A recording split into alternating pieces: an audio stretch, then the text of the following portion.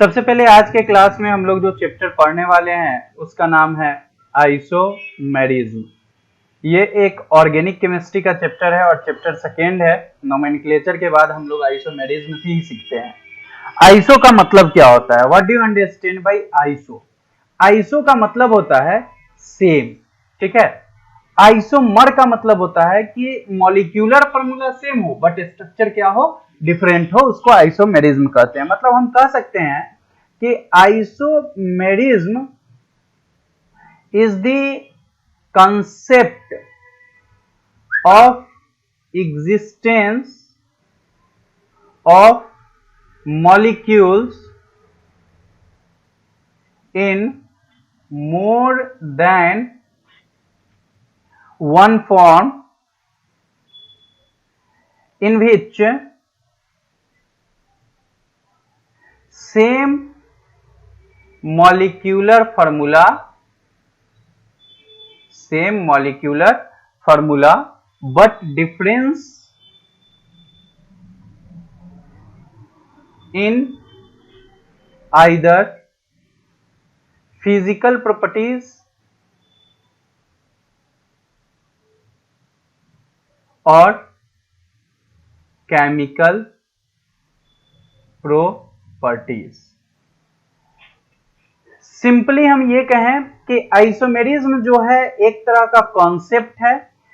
Isomerism एक तरह का कॉन्सेप्ट है जिसमें एग्जिस्टेंस होता है मॉलिक्यूल्स मोर देन एक फॉर्म में, जिसमें मॉलिक्यूलर फार्मूला सेम होगा लेकिन डिफरेंस किस में होगा? फिजिकल प्रॉपर्टी और केमिकल प्रॉपर्टी में।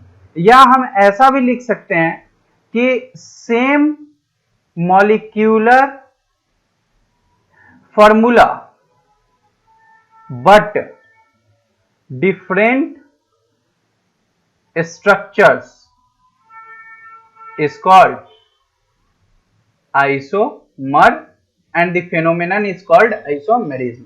मतलब सेम मॉलिक्यूलर फार्मूला होगा लेकिन स्ट्रक्चर क्या होगा? स्ट्रक्चर डिफरेंट होगा, उसको हम क्या कहेंगे? आइसोमर।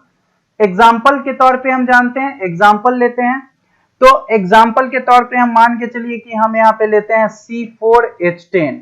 ये किसका पार्ट है? ये एल्केन का है। अब ये एल्केन का है तो यहाँ पे कार्बन कितना है आपका? 4। मतलब इसका फॉर्मूला 1 2 3 और 1 4। हाइड्रोजन 10 है तो यहाँ पे 3, यहाँ 2, यहाँ 2 और फिर यहाँ 3। 3 2 5 2 7 3 10 C4H10 एल्केन आ गया हमारा। इसका फॉर्मूला जब लिखेंगे तो इसका फॉर्मूला क्या आएगा? ब्यूटेन। सिंपल इसका नाम क्या आ गया? ब्यूटेन। ये इसका बेस नेम लिखो या इसको हम क्या बोल देंगे? IUPAC name. बेस नेम बोलेंगे या क्या बोलेंगे? आईयूपीएसी नेम, ठीक है। तो क्या आ गया? ब्यूटेन। अब इसी फार्मूला को, ये फार्मूला कितना है? C4 और H कितना है? 3 2 5 2 7 3 10। ये A नंबर बना। अब B नंबर बनाते हैं तो 1 2 3 और 1 4। यहाँ 3, यहाँ भी 3, यहाँ भी 3 और यहाँ 1। तो इसका नाम क्या हो जाएगा? 2 पे क्या आ गया? ये मिथाइल। तो क्या लिखेंगे? 2 मिथाइल और 3 कार्बन को क्या बोल देंगे? प्रोपेन। तो इसका भी फॉर्मूला कितना है? C4H10। Carbon 3 1 4, hydrogen 3 3 6 3 9 1 10। नेक्स्ट और लिख सकते हैं क्या?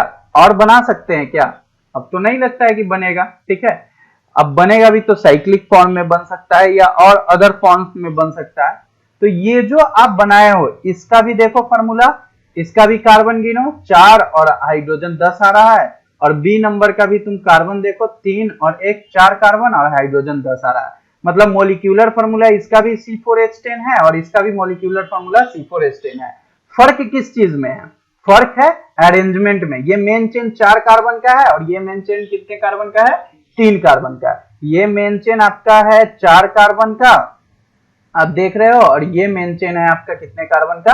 3 कार्बन का। तो मॉलिक्यूलर फॉर्मूला इसका सेम है बट स्ट्रक्चर क्या है? डिफरेंट है। इसी को आइसोमर कहेंगे और इस फेनोमेनन को आइसोमेरिज्म कहेंगे। आइसोमेरिज्म कहेंगे। कोई दिक्कत यहां तक समझ में आ गया?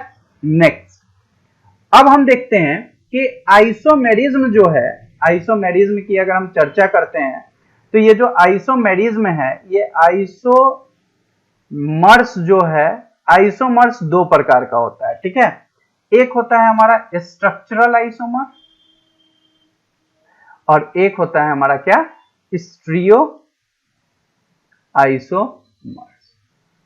आइसोमर्स दो प्रकार का हुआ, एक स्ट्रक्चरल आइसोमर और एक क्या, स्टीरियो आइसोमर। स्ट्रक्चरल आइसोमर किसको कहेंगे, structural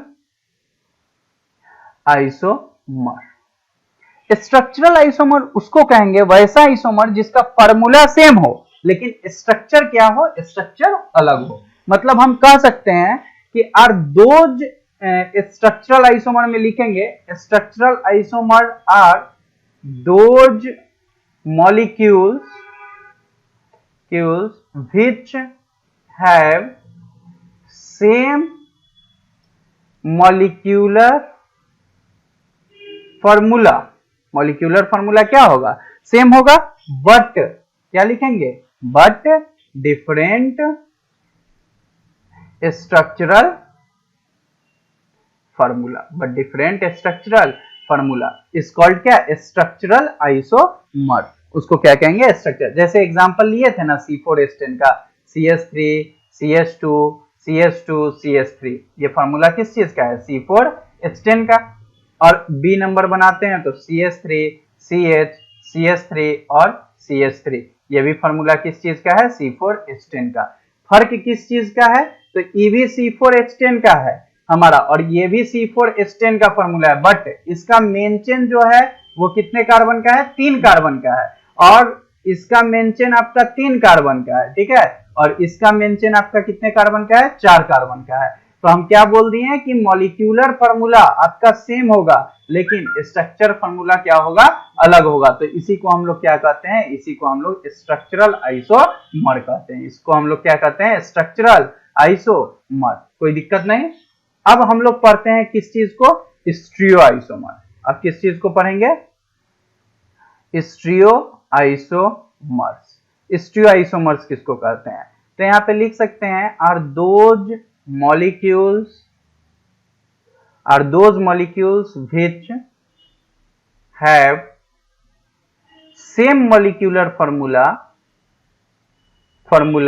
and structural formula। molecular formula भी सेम होगा और structural formula भी सेम होगा, but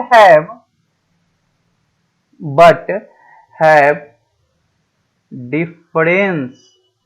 क्या चीज होगा, in either physical property or chemical property, but have difference in either physical property और केमिकल क्या प्रॉपर्टी, फिजिकल प्रॉपर्टी या chemical property, due to difference in arrangement of atoms in 3D। इसका मतलब क्या समझे हम, इसका मतलब समझे कि इसमें मॉलिक्यूलर फार्मूला भी सेम होगा, स्ट्रक्चरल फार्मूला भी क्या होगा, सेम होगा, लेकिन इसमें क्या होगा कि डिफरेंस होगा किस चीज में, फिजिकल प्रॉपर्टी और केमिकल प्रॉपर्टी, जिसके कारण से ये क्यों होगा, अरेंजमेंट ऑफ एटम के कारण। मतलब फार्मूला भी सेम है, स्ट्रक्चर भी सेम है, लेकिन अरेंजमेंट ऑफ एटम क्या है, अलग है। तो उसी को हम लोग क्या बोलते हैं, स्टीरियो आइसोमेरिज्म। फॉर एग्जाम्पल अगर हम देखते हैं, जैसे मान के चलिए यहाँ पे हम एग्जाम्पल देते हैं, ठीक है। फार्मूला है CH2Cl2 C2H2Cl2। तो कार्बन डबल बॉन्ड कार्बन, यहाँ हाइड्रोजन यहाँ क्लोरीन, यहाँ हाइड्रोजन यहाँ क्लोरीन। देखो इसका नाम क्या हो जाएगा, 1,2-डाइक्लोरोइथीन। लेकिन अगर हम मान के चलो कि इनसे बात करो तो कहना आने के लिए ऑफिस, दूसरा है C double bond C H और यहाँ Cl है यहाँ Cl है, इसका भी फार्मूला C2H2Cl2 है, इसका भी फार्मूला C2H2Cl2 और इसका भी फार्मूला C2H2Cl2 है। फर्क क्या है, अरेंजमेंट ऑफ एटम में, एक ऊपर है पूरा तो एक पूरा कहाँ है, नीचे है, एक पूरा का पूरा ऊपर है तो एक पूरा का पूरा कहाँ है, नीचे है। तो इसी को हम लोग क्या कहते हैं, इसी को हम लोग कहते हैं स्टीरियो आइसोमर। क्या कहते हैं, स्टीरियो आइसोमर। अब हम लोग डिटेल में किसके बारे में पढ़ेंगे, सबसे पहले स्ट्रक्चरल आइसोमर के बारे में। अभी हम लोग किसके बारे में पढ़ेंगे आइसोमेरिज्म में, स्ट्रक्चरल आइसोमर्स के बारे में। ठीक है, तो अब देखिए, अब सबसे पहले हम लोग जो पढ़ने वाले हैं वो पढ़ने वाले हैं किसके बारे में, स्ट्रक्चरल आइसोमर्स। स्ट्रक्चरल आइसोमर का ही दूसरा नाम होता है कंस्टिट्यूशनल आइसोमर। ठीक है, कंस्टिट्यूशनल आइसोमर। ये स्ट्रक्चरल आइसोमर टोटल कितने प्रकार के होते हैं आपके, 6। सबसे पहला चेन आइसोमर। ठीक है, सबसे पहला क्या, चेन आइसोमर। सेकेंड क्या, पोजिशनल आइसोमर, पोजिशनल आइसोमर। तीसरा क्या, functional isomer, functional isomer. Fourth क्या, फंक्शनल के बाद मेटामर, मेटामर। और फिफ्थ क्या, रिंग चेन आइसोमर, आइसोमर। और सिक्स क्या, टॉटोमर, सिक्स टॉटोमर। ये टोटल 6 प्रकार है। स्ट्रक्चरल आइसोमर कितने प्रकार में बटे, स्ट्रक्चरल आइसोमर 6 प्रकार में बटे। सबसे पहला चेन आइसोमर, दूसरा क्या है, पोजिशनल आइसोमर, तीसरा क्या है, फंक्शनल आइसोमर, फोर्थ क्या है, मेटामर, फिफ्थ क्या है, रिंग चेन आइसोमर, सिक्स्थ क्या है हमारा, सिक्स्थ है हमारा टॉटोमर। ये 6 प्रकार का है। ठीक है, सबसे पहले हम किसके बारे में पढ़ेंगे, सबसे पहले हम लोग पढ़ेंगे चेन आइसोमर। सबसे पहले किसके बारे में पढ़ेंगे, चेन आइसोमर। चेन आइसोमर किसको कहा जाता है, तो इसमें हम लिख देंगे molecules, molecules with same molecular formula and functional group. Molecular formula भी सेम होगा और फंक्शनल ग्रुप भी क्या होगा, सेम होगा। But difference in number of carbon atom, but difference in number of carbon atom in main chain are called what, chain isomers। Chain isomer बोला जाता है, मतलब चेन आइसोमर वैसा मॉलिक्यूल्स को कहा जाता है जिसमें मॉलिक्यूलर फॉर्मूला और फंक्शनल ग्रुप क्या हो, सेम हो, लेकिन डिफरेंस हो। डिफरेंस किस चीज का हो, नंबर ऑफ कार्बन एटम का, जो कि मेन चेन में नंबर ऑफ कार्बन एटम हो उसमें डिफरेंस हो, उसको क्या कहा जाता है, उसको चेन आइसोमर कहा जाता है। क्या कहा जाता है, चेन आइसोमर। एग्जाम्पल के तौर पे अगर हम चलते हैं चेन आइसोमर में, कि एग्जाम्पल लेते हैं, तो एग्जाम्पल भी ले सकते हैं। एग्जाम्पल के तौर पे आप मान के चलो, हम एग्जाम्पल लेते हैं C4H10 और O का। ठीक है, C4H10O। तो सबसे पहले लिखेंगे CH3 CH2 CH2 CH2OH। अब इसमें कार्बन गिनो, कितना कार्बन है, 1 2 3 4। हाइड्रोजन कितना हो गया, 3 2 5 5 2 7 2 9 1 10। और ऑक्सीजन कितना, 1। तो एक फॉर्मूला आ गया। दूसरा ऐसे भी लिख सकते हैं CH3 CH2 CHOH और CH3। तो कार्बन 1 2 3 और 1 4, हाइड्रोजन 3 2 5 3 8 1 9 1 10 और ऑक्सीजन 1। तो आप देख सकते हैं यहाँ पे इसका मॉलिक्यूलर फॉर्मूला एक ही है, मॉलिक्यूलर फॉर्मूला इसका एक ही है, लेकिन आप जो ये स्ट्रक्चर देख रहे हो, तो इसका नाम हो गया 1 ब्यूटेनोल और इसका नाम हो गया 2 butanol. Structure, number of main chain, यहाँ पे देखो number of carbon atom in main chain जो हुआ वो क्या हो जाएगा, number of carbon atom in main chain अलग हो जाएगा, तो उसको हम लोग क्या कहेंगे, उसको हम लोग चेन आइसोमर कहते हैं। उसको हम लोग क्या कहते हैं, चेन आइसोमर। जैसे यहाँ पे मान के चलो OH हो जाए और यहाँ पे मान के चलो इसको फिर से बनाते हैं, ये थोड़ा सा मिस्टेक हुआ है यहाँ पे। इसको देखिए, इसको ऐसे बनाते हैं CH3, ठीक है, चेन है ना, यहाँ पे CH3, यहाँ CH2 और यहाँ OH। अब सही है।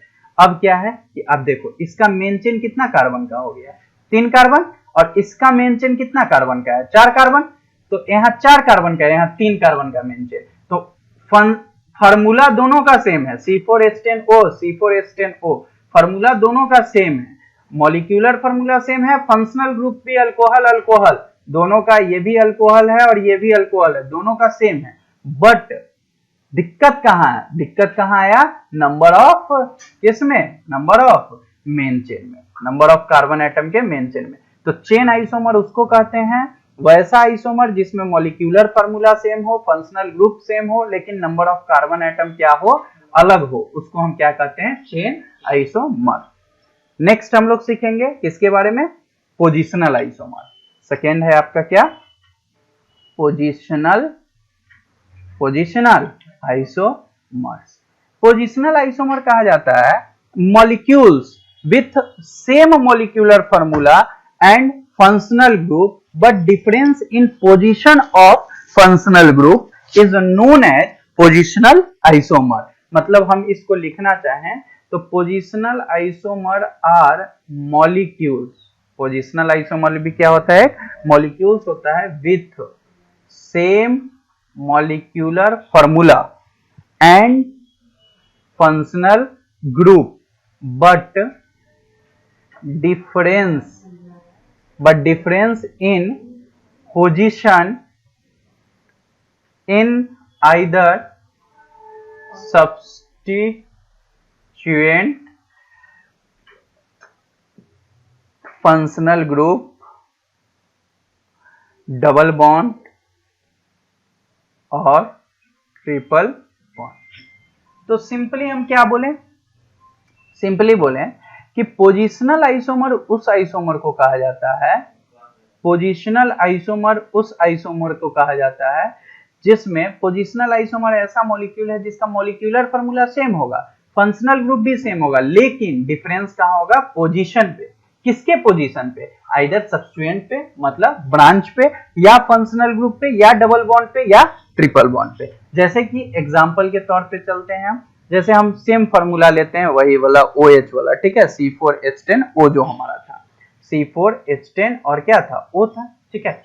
तो लेते हैं CH3 CH2 CH2 CH2OH, ये देखो फार्मूला C4H10O आ गया, A नंबर। B नंबर हम लेते हैं CH3 CH यहाँ पे लिख देते हैं CH, या यहाँ CH3 और यहाँ क्या लिख देते हैं OH। अब देखो इसमें इंटरेस्टिंग, यहाँ पे देखिए, यहाँ पे लिखेंगे CH2, यहाँ 1 2 3 4 हो गया। तो इसका भी फार्मूला क्या है, C4H10O, ठीक है। इसका भी मॉलिक्यूलर फार्मूला दोनों का सेम है, फंक्शनल ग्रुप सेम है, लेकिन पोजीशन ऑफ फंक्शनल ग्रुप, इसका पोजीशन कहां पे आ रहा है, 1 पे, इसका पोजीशन कहां पे है, 1 पे, और इसका पोजीशन कहां पे है, ये 1 है और ये क्या है, 2 है, तो इसका पोजीशन 2 पे। मतलब मॉलिक्यूलर फार्मूला सेम हो गया, लेकिन पोजीशन जो है वो क्या है, सब्स्टिट्यूएंट का फार्मूला या डबल, ये सब का अलग अलग होगा, तो इसको हम क्या कहेंगे, पोजिशनल आइसोमर। अब एक ट्रिक आपको बता रहे हैं जिससे आप सीख पाओगे। जैसे एक होता है एक्स, ये ट्रिक्स है जिससे आप चेन आइसोमर और पोजिशनल आइसोमर का क्वेश्चन बनाने में आपको आसान होगा, ठीक है। जैसे कोई भी क्वेश्चन आए तो उसका XY निकालो। एक्स कहा जाता है number of main chain carbon atom, main chain किसका, कार्बन एटम, और Y कहा जाता है number of branch group, number of branch group, ठीक है। X कहा जाता है नंबर ऑफ मेन चेन और Y कहा जाता है नंबर ऑफ ब्रांच ग्रुप। तो अगर इफ फर्स्ट का कोई एक A नंबर है, उसका XY का नंबर दूसरे वाले B के XY के नंबर से बराबर हो जाए, तो उसको हम लोग कहते हैं पोजिशनल आइसोमर। क्या कहते हैं उसको, पोजिशनल आइसोमर्स। अगर इफ XY का नंबर A का बराबर नहीं हो XY के नंबर B के, तब उसको हम लोग कहते हैं कौन सा आइसोमर, चेन आइसोमर। सर कैसे आप ये बोल दिए, तो अब देखो इसका मेन चेन कितना है, कितना कार्बन का है, 4, मतलब XY का वैल्यू लिख रहे हैं तो 4, और Y मतलब ब्रांच, इसका ब्रांच में कितना आया है 1, तो XY का वैल्यू कितना आ गया 41, और इसका XY का वैल्यू देखो कितना आसान ट्रिक है, इसका भी कितना है 4 और इसका कितना है 1, तो 41, तो XY का वैल्यू सेम आ गया। तो अगर इस दोनों का XY का वैल्यू सेम आया, मतलब ये कौन सा आइसोमर होगा, पोजिशनल आइसोमर। आंसर। नहीं समझ में आ रहा है? समझ में आ रहा है ना?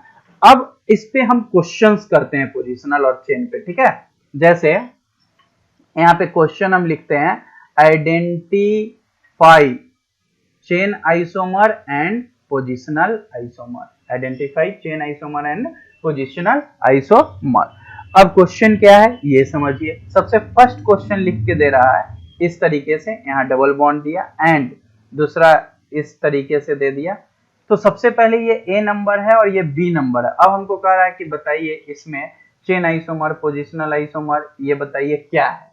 तो सबसे पहले तो हम फार्मूला देखेंगे कार्बन कितना है। अगर फार्मूला सेम होगा तभी आइसोमर होगा, फार्मूला होगा ही नहीं सेम तो आइसोमर हो ही नहीं सकता। तो सबसे पहले इसमें नंबरिंग करो, तो 1 2 3 और 1 4 और ये 5वां कार्बन है।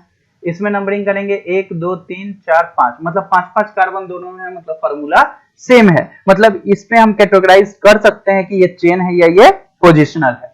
तो सबसे पहले XY का वैल्यू इसका निकालो, कितना आ जाएगा 4 और सब्स्टिट्यूएंट 1 तो कितना आ गया 41। और इसका XY का वैल्यू मेन चेन 5 और सब्स्टिट्यूएंट तो है ही नहीं तो इसका 0, तो XY का वैल्यू क्या हो गया अलग अलग आ गया। तो XY का वैल्यू जब अलग अलग आया तो कौन सा आइसोमर? Chain isomer. अभी पढ़ाए है ना, XY का वैल्यू सेम तो पोजिशनल, XY का वैल्यू अलग तो चेन। सेकेंड क्वेश्चन है, क्वेश्चन ऐसा है आपका इस तरीके से एंड क्वेश्चन इस तरीके से दे दिया, ठीक है। तो अब इसको बनाना है, तो इसको बनाना है तो इसका XY का वैल्यू देखिए, पूरा 6 कार्बन है तो 6 है ना, और 0 सब्स्टिट्यूएंट है ही नहीं। और इसमें XY का वैल्यू ये पूरा कितना कार्बन है 6 और ये 0, मतलब इसमें XY का वैल्यू दोनों में क्या आ गया सेम, मतलब ये कौन सा आइसोमर? Positional isomer. समझ में आ गया? अगर क्वेश्चन थर्ड हम देखते हैं, क्वेश्चन थर्ड कुछ इस प्रकार से है आपका, ये है और फिर ये है। अब इसमें आपको बताना है, तो इसमें बताना है तो 1 2 3 4 5 सब्स्टिट्यूएंट 1 तो XY का वैल्यू कितना हो गया 51। और इसमें अगर चलते हैं तो 1 2 3 4 5 इसका भी XY का वैल्यू कितना आ गया 51, तो मतलब ये कौन सा आइसोमर होगा? Positional isomer. तो अब तो आप लोग जितना भी डीपीपी है वो सॉल्व कर सकते हो, बना सकते हो कि कौन सा चेन होगा और कौन सा पोजिशनल होगा। क्वेश्चन तो दिया हुआ है और क्वेश्चन अगर प्रैक्टिस करना है तो करवा देते हैं। नेक्स्ट क्वेश्चन देखिए 5th नंबर। अगर क्वेश्चन ऐसा आ गया, बाइसाइक्लो कंपाउंड का क्वेश्चन आ गया, ये है और एक तरफ आपका ये है, ठीक है, ये है। तो अब इसमें टेस्ट करना है आपको कि ये क्या है। तो नंबरिंग कीजिए 1 2 3 4 5 6 7 8 9 और 10। तो XY का वैल्यू कितना है यार? X का वैल्यू 10 और Y कुछ है ही नहीं तो 0। और इसका 1 2 3 4 5 6 7 8 9, तो XY का वैल्यू मेन चेन 9 और सब्स्टिट्यूएंट 1 तो XY, तो इसका कौन सा आइसोमर होगा? चेन की पोजिशनल? Chain isomer. तो इस तरीके से हम क्वेश्चन को क्या कर सकते हैं? सॉल्व कर सकते हैं। इजी वे में हमारा क्वेश्चन आराम से क्या हो सकता है? सॉल्व हो सकता है। टोटल क्वेश्चन कि चेन कैसे पहचानेंगे और पोजिशनल कैसे पहचानेंगे। और क्वेश्चन अगर देखना चाहते हैं लास्ट क्वेश्चन तो देख लीजिए, एक ये है और एक आपका ये है, ठीक है, ये A नंबर ये B नंबर। तो सबसे पहले हम क्या करते हैं? नंबरिंग करते हैं 1 2 3 4 5, मतलब XY का वैल्यू कितना आ गया 50, ठीक है।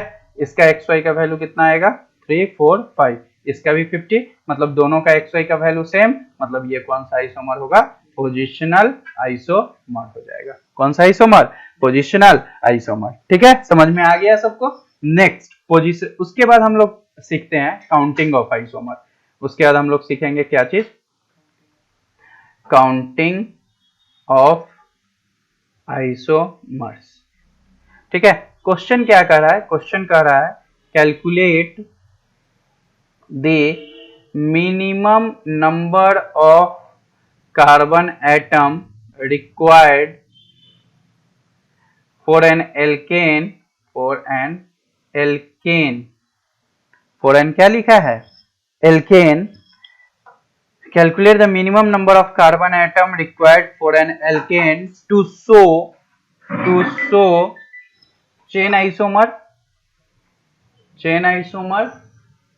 and positional isomer। देखिए क्वेश्चन कितना शानदार दिया है। कह रहा है calculate the minimum number of carbon atom required for an alkane to show क्या चीज, chain isomer and positional isomer. Minimum number of carbon atom बताना है, ठीक है। तो जो कि चेन आइसोमर और पोजिशनल आइसोमर शो करे। तो एक कार्बन का तो होगा नहीं, 2 कार्बन लेंगे तो 2 कार्बन को ब्रांच बना नहीं सकते हैं। 3 कार्बन का लेते हैं तो एक 3 ये हुआ, एक 3 ये, तो ये भी नहीं हो सकता है। मतलब minimum number of carbon atom to show क्या चीज, show chain isomer, to show what, chain isomer. कितना चाहिए, 4, क्योंकि मेन चेन इसमें अलग होना चाहिए। तो 1 2 3 4, एक नंबर ये बन सकता है, दूसरा 1 2 3 और 1 4 ये बन सकता है। फॉर्मूला दोनों का सेम है, बट स्ट्रक्चर में क्या आ गया, मेन चेन में अलग अलग आ गया, डिफरेंस आ गया। तो इसको क्या बोलेंगे, चेन आइसोमर। अब हमको बोल रहा है पोजिशनल आइसोमर मिनिमम बताइए। तो इसमें क्या पोजीशन क्या चेंज कर पाएंगे इसका, ये 2 पे आप 3 पे कर पाएंगे, नहीं, मेन चेन में हो जाएगा। तो 5 कार्बन में जाते हैं, तो 5 में जाएंगे तो 1 2 3 4 5 और यहाँ 1 कार्बन, तो ये भी नहीं हो पाएगा। तो तब कितना लेना पड़ेगा आपको मिनिमम कार्बन एटम। तो अब हम यहाँ पे लिखेंगे minimum number of carbon atom to show positional isomer, कितना, 6। कितना लेना पड़ेगा बोलो ना, 6। तो 6 लेना होगा। तो सबसे पहले क्या करेंगे, 1 2 3 4 5 और 1 6, और दूसरा में 1 2 3 4 5, ये 2 पे मिथाइल आया तो ये 3 पे मिथाइल आएगा, पोजीशन क्या हो गया, चेंज हो गया। तो इसको क्या कहेंगे फिर। तो अगर क्वेश्चन आता है मेडिकल या आईआईटी के minimum number of carbon atom बताइए चेन आइसोमर, तो 4, और minimum number of carbon atom positional के लिए तो कितना, 6। इसके अनुसार से हम क्वेश्चन को क्या करेंगे, सॉल्व करेंगे। तो आपका क्वेश्चन आसानी से क्या हो जाएगा, सॉल्व हो जाएगा। क्लियर है। तो 2 खत्म हुआ स्ट्रक्चरल आइसोमर में। थर्ड है आपका क्या है, functional isomers. What do you understand by functional isomer. तो फंक्शनल आइसोमर का मतलब होता है कि सबसे पहले तो फंक्शनल ग्रुप समझो कि फंक्शनल ग्रुप क्या होता है। सबसे पहले आपको समझना होगा फंक्शनल ग्रुप। तो देखो जैसे कि कुछ एटम होते हैं, आर एटम्स और ग्रुप्स ऑफ एटम, एटम और group of atom which decides the chemical properties of a molecule are those atom or group of atom, यहाँ are those डाल दो, are those atom or group of atom which decide the chemical property of molecules is called क्या, functional group। जैसे कि आप जानते हो ना, कार्बन ऑक्सीजन, ऑक्सीजन और हाइड्रोजन मिलके क्या बनाता है, कार्बोक्सिलिक एसिड बनाता है क्या। उसी तरह कार्बन हाइड्रोजन ऑक्सीजन मिलके क्या बनाता है, एल्डिहाइड ग्रुप। उसी तरह कार्बन ऑक्सीजन और कार्बन मिलके कौन सा ग्रुप बनता है, कीटोन। O और H मिलके क्या बनाता है, अल्कोहल बनाता है ना, बनाता है या नहीं बनाता है। उसी तरह X ग्रुप का जो होता है उसको कौन सा ग्रुप बोलते हैं, हैलाइड या हैलोजन डेरिवेटिव्स। तो ये सब हमारे क्या है, ये सब हमारे फंक्शनल ग्रुप हैं। ये सब हमारे क्या है, फंक्शनल ग्रुप है। आर दोज एटम्स और group of atom which decide the chemical property of molecules is known as functional group. ये सब हमारे क्या है, फंक्शनल ग्रुप्स है। ठीक है, जितना हम देख रहे हैं ये सब हमारे क्या है, फंक्शनल ग्रुप्स है। अब देखिए ये सब हमारे फंक्शनल ग्रुप्स हैं। तो सबसे पहले फंक्शनल आइसोमर समझे हम। फंक्शनल आइसोमर किसको कहा जाता है, तो फंक्शनल आइसोमर का मतलब होता है molecules with same molecular formula, molecules with same molecular क्या formula, but different functional groups and chemical properties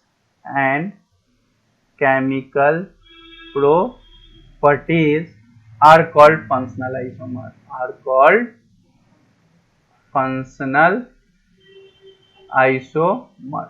मतलब वैसा मॉलिक्यूल जिसका मॉलिक्यूलर फॉर्मूला सेम हो लेकिन उसका फंक्शनल ग्रुप क्या हो, अलग हो, और केमिकल प्रॉपर्टी, तो उसको क्या कहते हैं, फंक्शनल आइसोमर। एग्जांपल के तौर पे हम लेते हैं, फॉर एग्जांपल जैसे कि कार्बोजिलिक एसिड, कार्बोजिलिक एसिड का फार्मूला और एस्टर्स का फार्मूला, ये दोनों का फार्मूला सेम आएगा, लेकिन दोनों का प्रॉपर्टी अलग अलग है। ये एसिड है, ये एस्टर है, कैसे सर?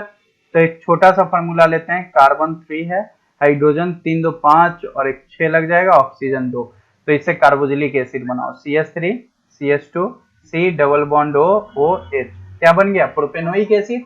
क्या बन गया? ये प्रोपेनोइक एसिड। इसका कार्बन 3, हाइड्रोजन 3 2 5 1 6 और ऑक्सीजन 2, और ईस्टर बनाएंगे तो CH3 C double bond OCH3।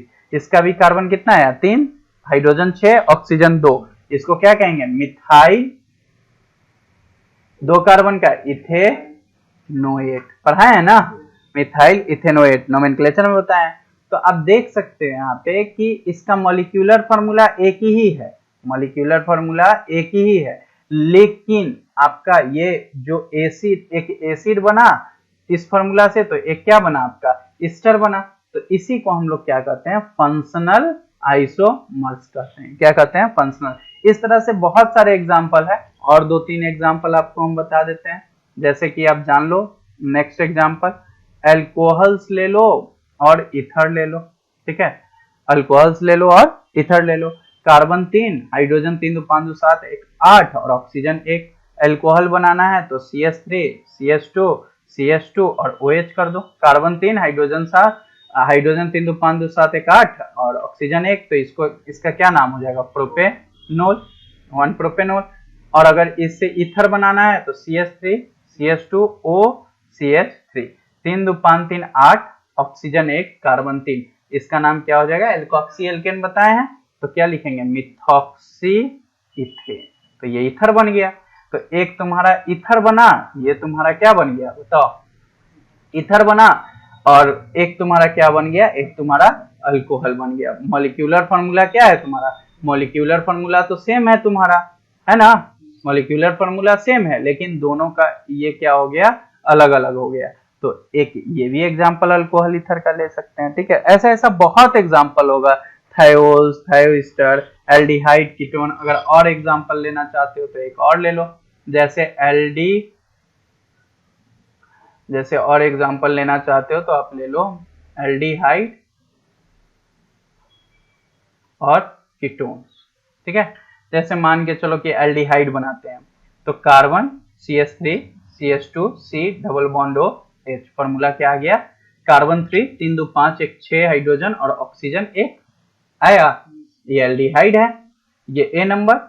B number ketone बनाओ तो CH3 C double bond OCH3, ये क्या बन गया? फॉर्मूला यही है दोनों का, बट ये एल्डिहाइड है और ये क्या है? कीटोन है। इसका नाम हो जाता है प्रोपेनल और इसका नाम हो जाता है प्रोपेन 2 ओन, हो जाता है ना।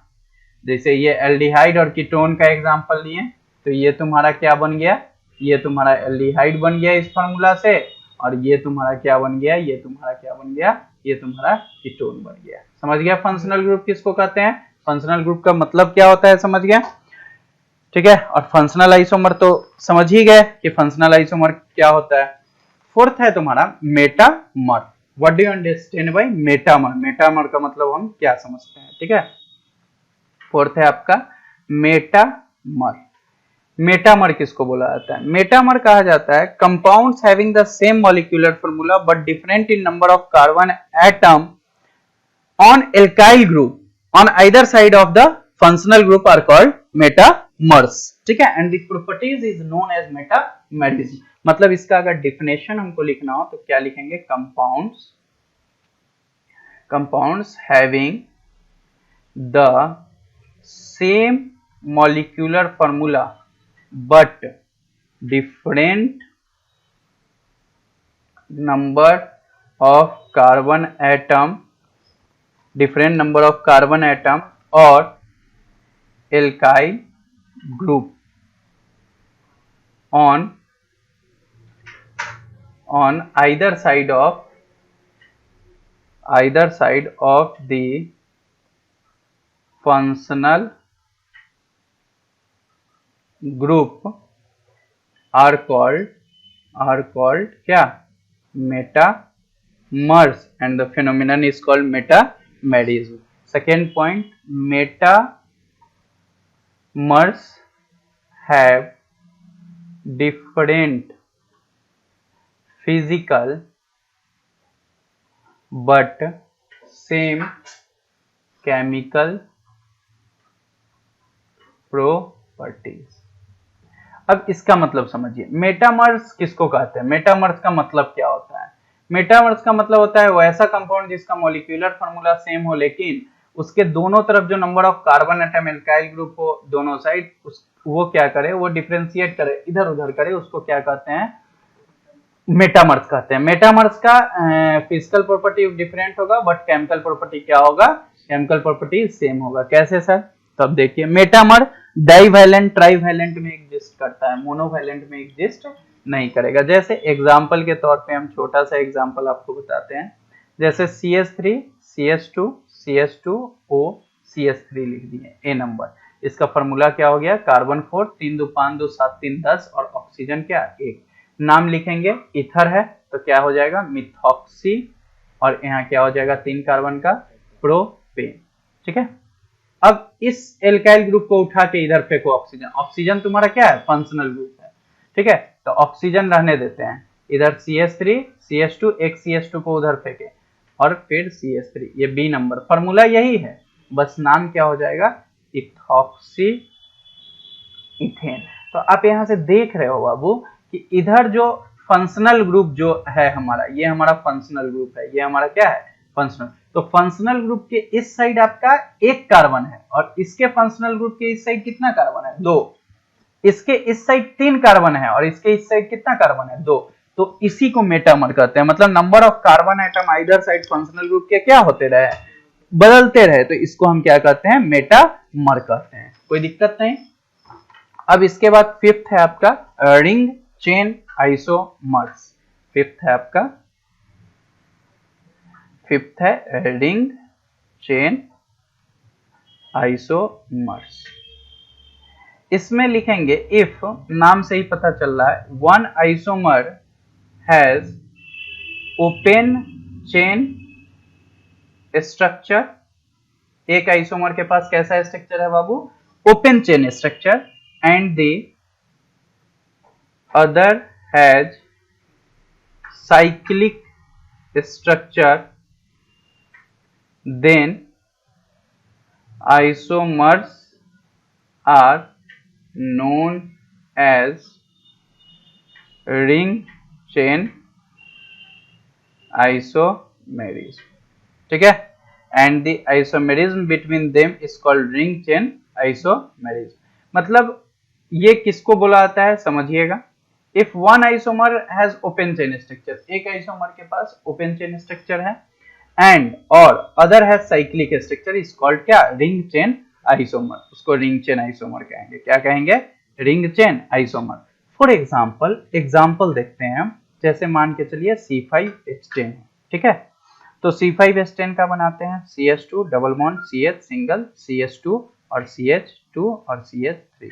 इसका कार्बन देखो 1 2 3 4 5, हाइड्रोजन 3 2 5 2 7 1 8 2 10, तो बन गया ओपन चेन स्ट्रक्चर। अब इसका क्लोज चेन स्ट्रक्चर बनाओ, तो carbon carbon carbon carbon carbon carbon, 1 2 2 4 1 2 2 4 1 2 2 4 1 2 2 4 1 2 2 4, carbon 5 hydrogen 10, इसका नाम क्या हो जाएगा साइक्लोपेंटेन, और इसका नाम क्या हो जाएगा 1 2 3 4 5, तो पेंट 1 इन।